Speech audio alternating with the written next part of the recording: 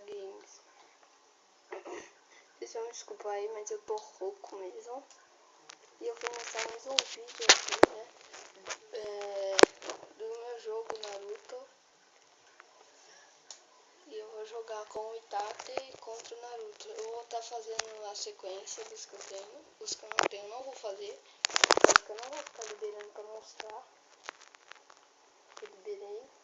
Mas se eu conseguir liberar de boa, eu libero. Aí vamos pra luta, mano. Nossa, o Sakura tá matando a luta ali no canto direito. Vai, mano. Vamos torcer pro controle não bugar. Tome combo. Tira. Ai, deixa ele quente pro pé. Ai, coisa ruim, coisa ruim, coisa ruim. Bate. Ai, eu quero descer daqui. Quero descer daqui. Vai, ó, Naruto, você tá coisa pra Shuriken? E você faz Shuriken, mas não tá pra conta. Você acha que eu sou Itachi Uchiha? Mentira, eu tô controlando ele, mas eu não sou.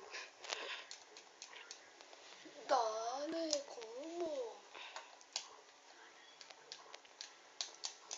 Nossa, mano, inacreditável, o Naruto consegue falar.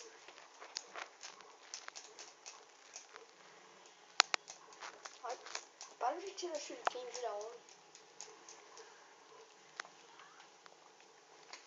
Sai, mano, só esperar ele aqui. Ai, caramba, Naruto chato. Nossa, para com o escudo, mano, tá muito ruim. Vai, vem. Vinculado ao Itachi Oikisame. Mano, esse ataque é muito da hora. Vocês vão ver no outro vídeo que eu fiz. E ó. Solta o tubarão, ó. Pegou. O tubarão vai te pegar.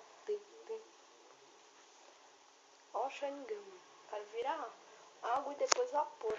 Ele vai morrer. Ó, vou te mostrar um negócio novo que eu não mostrei no outro vídeo. Olha que coisa zica, mano. É duas retinhas pra baixo e bolinha. Nossa, mano, esse ataque é muito zica. Bola de fogo da hora. Itachi Uchiha vencedor.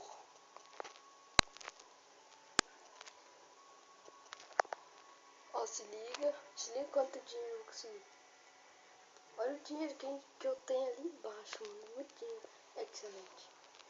Então, pessoal, vamos ficando por aqui. Esse vídeo acabou. Então, não se esqueçam de dar os likes, de verem os vídeos principalmente, e de se inscreverem, é o fato principal. Então é isso aí, Fábio X. Passou, cruzou, é um X de Fábio X.